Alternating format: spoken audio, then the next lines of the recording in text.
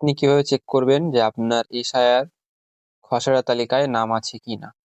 আপনি আপনার খসড়া তালিকায় নাম আছে কিনা সেটা দেখতে হলে আপনি গুগল ওয়েবসাইটেও যেতে পারেন বা আপনি অ্যাপস থেকেও যেতে পারেন। তো অ্যাপস থেকে আমি দেখাচ্ছি আজকে। অ্যাপস থেকে দেখে নিন, সহজেই হয়ে যাবে। তো অ্যাপস থেকে জানার জন্য আপনাকে প্লে স্টোরে যেতে হবে, Google play store. ECL net বলে সার্চ করবেন। ECL, ECL NET, ECL net. ECL net বলে সার্চ করলেই দেখতে পাচ্ছেন গভর্নমেন্টের একটা অ্যাপস চলে এসছে। তো অ্যাপসটাকে আপনাকে ডাউনলোড করে নিতে হবে, যদি আপনার ডাউনলোড না থাকে।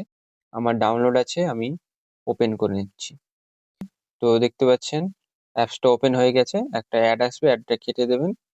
তারপর এখানে এই যে search your name in voter list লেখা আছে, এই যে এইখানে ক্লিক করবেন। এখানে এন্টার ইওর ভোটার আইডি বলে একটা অপশন আসবে। তো এইখানে আপনার ভোটার আইডি নাম্বারটা দিয়ে দেবেন, ভোটার আইডি বা যেটাকে বলে এপিক নম্বর।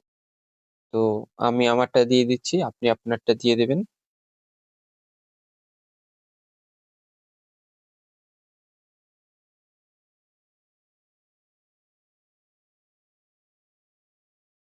তো ভোটার নাম্বার দেওয়ার পরে সার্চ করে দেবেন, সার্চ অপশানে ক্লিক করবেন।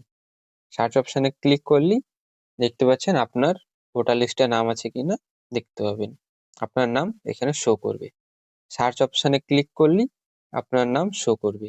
আপনার নাম, বয়স, বাবার নাম, আপনার বিধানসভার নাম্বার, টোটাল ডিটেলস চলে আসবে।